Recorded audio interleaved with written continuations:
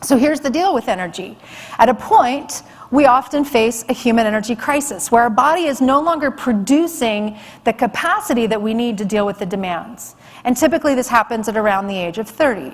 Now cognitively, this happens at around the age of 20, where the brain is forming up until the age of 20, and then we start to see cognitive decline, believe it or not, that quickly.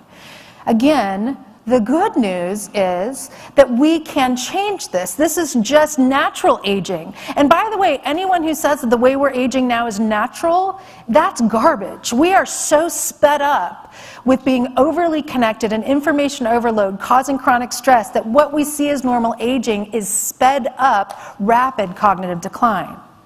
We can slow that down, but believe it or not, the thing that we have to do to make that happen is the thing that's hardest for us to do, and I'll include myself in the room with all of you, and that is to actually do less, to actually learn to relax, to actually take breaks, to force ourselves to take breaks, to practice things like meditation or listening to music that's relaxing or getting a massage on a regular basis. These things all sound great and they sound like luxuries, but I am telling you, they are the strategies that are most important to your health, not what you eat, how much you eat, and how often you work out. In fact, you've all probably heard this study about the longer you sit, the worse it is for your health. And that is actually regardless of exercise.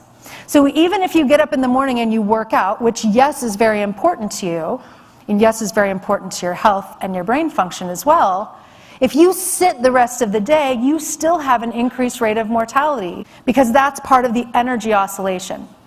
So, biggest take home before I go through all the rest of the strategies, I want you to take a piece of paper in front of you and a pen. I want you to draw one line through the middle of the page. This is going to be an activity that I want you to continue to think about. I just want to get you started. So blank piece of paper, line through the middle of it. I want you to think about your energy management on a daily basis. Now this is just going to be a typical day. I know while you're here it's a little bit different. But with that blank line through the center of the page, on the far left, I want you to write the time that you wake up in the morning. Okay? Start time when you get up in the morning, usually. Doesn't have to be exact. End time when you typically go to bed. And I want you to think about your energy expenditure and investment throughout the day. So here are 5 points I want you to think about. First of all, sleep time.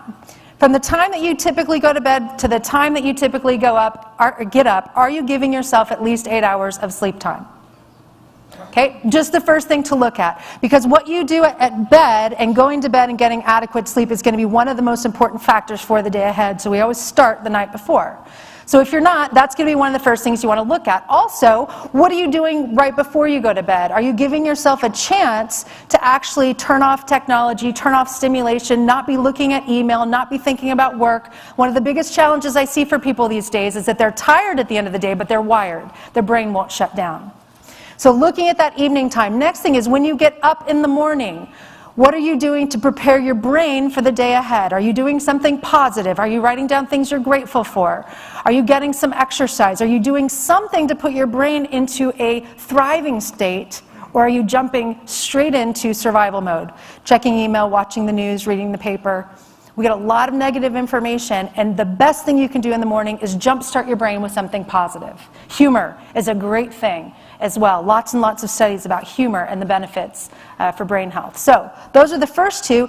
Then the third thing is thinking about your nutrition. When do you eat? Do you eat within an hour of waking up? Because that would be the ideal time to start to get your metabolism going. Eating within an hour of waking up, eating about every 3 to 4 hours throughout the day.